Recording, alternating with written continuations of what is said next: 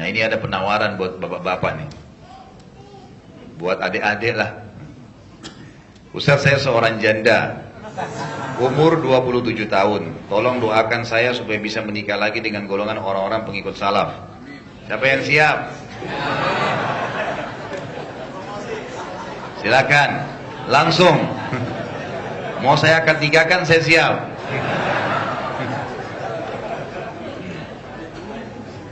Itu bukan aib lah. Jadi ini hukum yang perlu kita jelaskan, ini bukan aib teman-teman sekalian, karena pernah ada seorang janda menawarkan diri pada Nabi SAW. Kemudian dikenal dengan wanita yang menawarkan diri. Lalu Nabi SAW melihat ke arahnya dan tidak melihat ada hajat, lalu beliau menawarkan kepada para sahabat, dan akhirnya ada sahabat yang menikahi wanita tersebut. Jadi saya menjelaskan dalam materi manajemen rumah tangga Islami, bukan aib seorang yang saleh menawarkan dirinya pada wanita saleh atau wanita saleh menawarkan pada laki-laki yang saleh, tapi dengan adab syar'i. Bukan dengan khalwat berdua dan saya tidak, tapi memang seperti sahabat begini. Kalau ada seorang sahabat yang mati syahid di medan perang, istri ditahu janda dan masa iddah, maka sahabat-sahabat yang berminat lewat depan rumah mengatakan, wahai ummu fulan, wahai ibunya fulan, gitu kan. Kalau masa iddah anda selesai, beritakan kepada kami. Isyarat dengan bahasa santun akan menikah. Kemudian si perempuan ini kalau minat, setelah masa iddah dia kirim orang untuk sampaikan kepada si fulan, wahai ayahnya fulan, masa iddah kami sudah selesai. Maka menikahlah, gitu kan. Seperti itu. Jadi dengan adab, tapi bukan berarti dengan hal-hal yang haram, teman-teman harus diketahui. Karena sekarang kadang-kadang pacaran diubah dengan istilah ta'aruf, gitu. Ini nggak benar. Pacaran boleh, berduaan boleh, sepuas-puasnya, tapi setelah akad nikah. Sebelum akad nikah hukumnya haram. Dan bagi orang tua yang hadir di sini teman-teman sekalian, mudahkan pernikahan anak-anak, nggak boleh disulitin.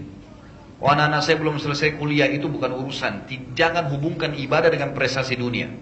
Nggak ada hubungannya, sama sekali.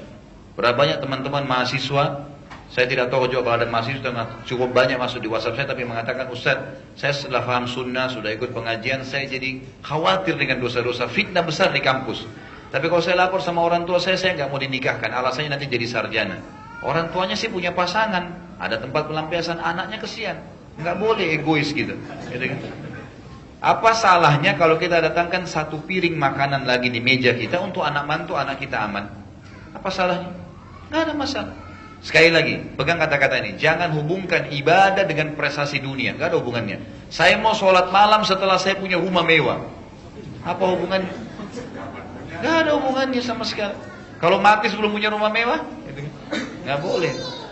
Imam Ahmad rahimahullah, terutama setelah pernikahannya, Imam Ahmad rahimahullah, istrinya mati pagi hari, gitu kan? Dia nikah malamnya. Ditanya oleh murid-muridnya, wahai Imam, orang semua kaget, gitu kan? Ini malam takziah, kenapa anda menikah?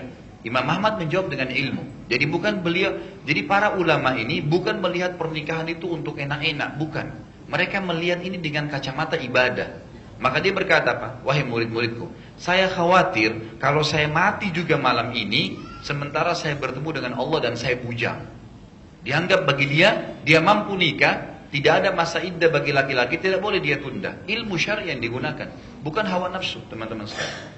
Jadi kita harus tahu memang itu sebuah ibadah yang jangan sampai kehilangan untuk itu. Jadi mudahkan, ya, dimudahkan pernikahan tersebut. Dan tidak usah terlalu rumit, karena cara ta'aruf dalam Islam cuma 3 hal. Lihat sesuatu yang menarik dari fisiknya. Kata Nabi SAW, lihat sesuatu yang menarik dari lawan jenismu yang kau mau nikahi. Patokannya wajah dan telapak tangan, cukup.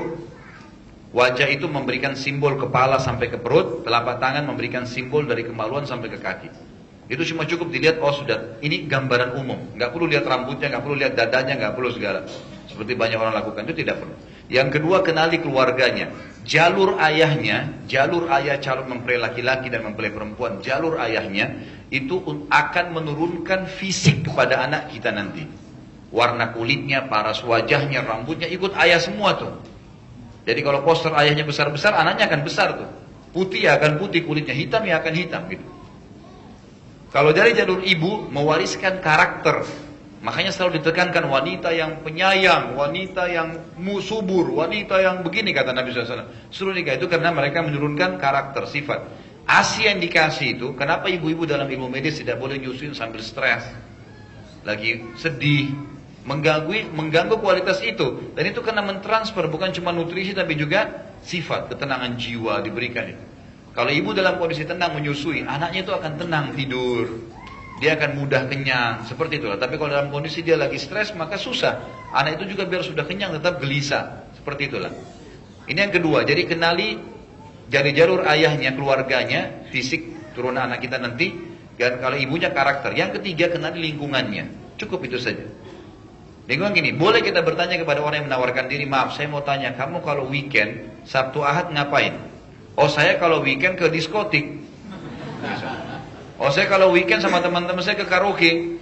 Yang satu bilang, oh saya kalau weekend saya punya ibu yang sudah tua, saya sholat, saya bakti sama beliau. Oh saya kalau weekend hadir, hari Minggu hadir di alisan ceramah. Lain, kita kan sudah bisa nilai. Oh ini orang biasa di diskotik, ini orang di taklim. Nah, ingat, fitrah manusia akan butuh dengan kesolehan.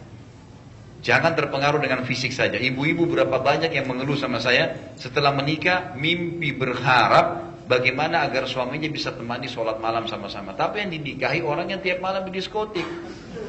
Gimana bisa mau jadi imam sholat malam? Makanya cari suami yang di saf pertama masjid. Itu azan ke masjid, nah itu calon-calon. Harus begitu. Juga equation ini, Anda akan rindu nanti pada saat sudah menikah, coba ya istri saya berjilbab, coba ya istri saya mengaji. Kita akan rindu. Jadi dari awal cari memang yang begitu, yang soleh, harusnya begitu. Baru kita akan tenang hidupnya. Makanya kata Nabi SAW, taribat yadak. Kalau kau nikah dengan orang baik, orang soleh, hidupmu akan tenang. Gak ada gangguan, ketentraman jiwa akan ada.